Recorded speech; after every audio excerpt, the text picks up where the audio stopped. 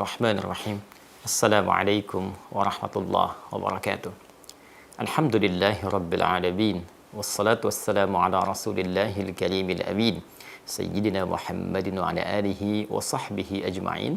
Wa ba'd. Saudariku dimanapun kita berada, semoga kita senantiasa dimuliakan oleh Allah Subhanahu wa Ta'ala dan dicurahkan rahmat melimpah kepada kita semua.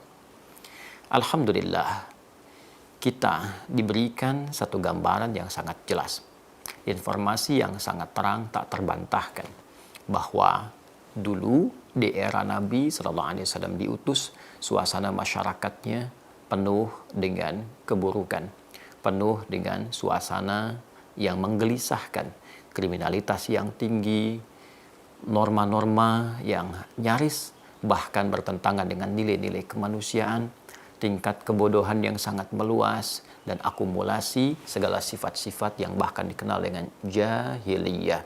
Segala bentuk keburukan-keburukan yang nyaris tidak kenal kemuliaan. Menariknya, Allah Subhanahu wa Ta'ala menurunkan mukjizat terbesar kepada Nabi Muhammad SAW berupa Al-Quran. Allah tidak membekali Nabi dengan tongkatnya Nabi Musa alaihissalam, atau mukjizatnya Nabi Isa alaihissalam, atau dahsyat dan agungnya mukjizat Sulaiman alaihissalam.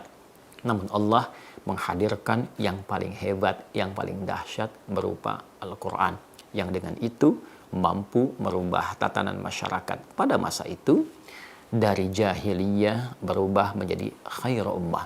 Kuntum khaira ummatin ukhrijat linnas. Dengan persaksian Allah Subhanahu wa Ta'ala, bahkan di dalam Al-Quran surah ketiga Ali Imran ayat 110, Allah menegaskan, hei, kalian itu adalah umat terbaik yang pernah dilahirkan di antara kalangan manusia dan yang pernah berkehidupan di bumi. Saudara-saudariku yang dimuliakan Allah Subhanahu wa Ta'ala, ternyata Al-Quran yang diturunkan itu bukan dimaksudkan hanya merubah kalangan masyarakat di era Nabi saja, tapi Allah menginginkan setiap generasi pasca itu, setiap manusia yang berkehidupan sampai berakhir masa hidup, bahkan hancurnya dunia ini, dan kita kembali semua kepada Allah Subhanahu wa Ta'ala, diinginkan seluruh manusia yang berkehidupan berada dalam keadaan baik dan mulia. Karena itulah Al-Quran sejak diturunkan dijadikan oleh Allah sebagai kurikulum kehidupan bagi setiap generasi yang beraktivitas di bumi. Quran surah kedua Al-Baqarah ayat 185. Syahrul Ramadan alladzi unzila fihi al-Quran hudal linnas. Di bulan Ramadan yang mulia itu, yang kita menunaikan puasa di dalamnya bagi setiap insan beriman, maka saat itulah Al-Quran diturunkan. Al-Quran diturunkan di hari yang mulia, di malam yang mulia, di waktu yang mulia, oleh malaikat yang termulia melalui Nabi yang paling mulia, untuk bisa menjadikan setiap kehidupan manusia menjadi mulia.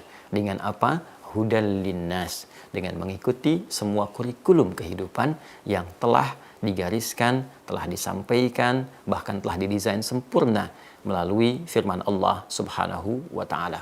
Allah yang mencipta kita, Allah yang maha tahu tentang kehidupan kita. Ar-Rahman 'allamal Qur'an khalaqal insan 'allamahul bayan. Allah mencipta kita. Allah mengajarkan kepada kita dengan sangat jelas, dengan sangat terang bagaimana bertutur dan berkehidupan. Dan jika kita meyakini Allah pencipta kita, maka Allah mengajarkan pula kepada kita. Allah lah yang memberikan petunjuk kepada kita bagaimana cara menjalani kehidupan itu supaya membahagiakan dan melahirkan kenyamanan, ketentraman, kesenangan. Maka hudan adalah kurikulum hidup. Quran bukan sekedar bacaan. Betul, membaca Al-Quran melahirkan pahala yang begitu melimpah, menghadirkan kedamaian, ketentraman saat dibacakan. Namun lebih daripada itu, semua firman Allah, seluruh ayat-ayat Al-Quran dari Al-Fatihah sampai dengan An-Nas, itu adalah kurikulum hidup kita yang mampu mengantarkan kita menjadi khaira ummah, generasi terbaik yang pernah berkehidupan di bumi.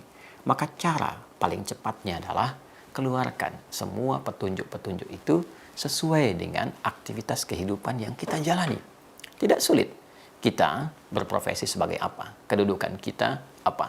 Sebagai anak, sebagai suami, sebagai istri, sebagai orang tua, sebagai kakek, nenek, dalam kehidupan berumah tangga, keluarkan ayat-ayatnya.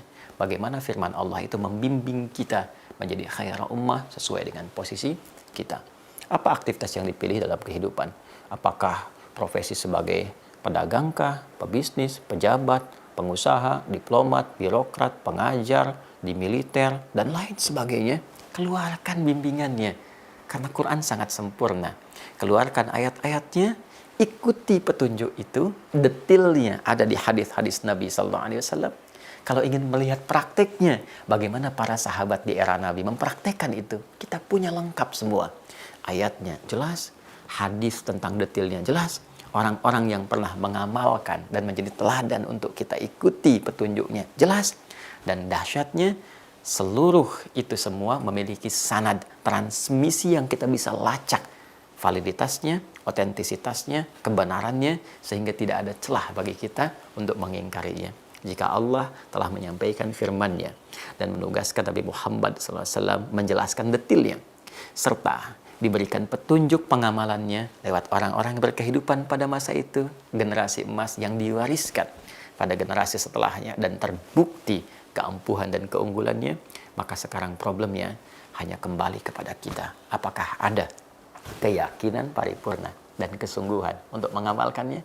Jika itu mampu dilakukan, maka yakinlah kita akan menjadi generasi terbaik, generasi emas seperti yang dijanjikan oleh Allah Subhanahu wa Ta'ala. Innallaha la yukhliful mi'ad. Sungguh Allah tidak mungkin mengingkari janjinya. Subhanakallahumma wa bihamdika nasyhadu an la ilaha illa anta nastaghfiruka wa natubu ilaik.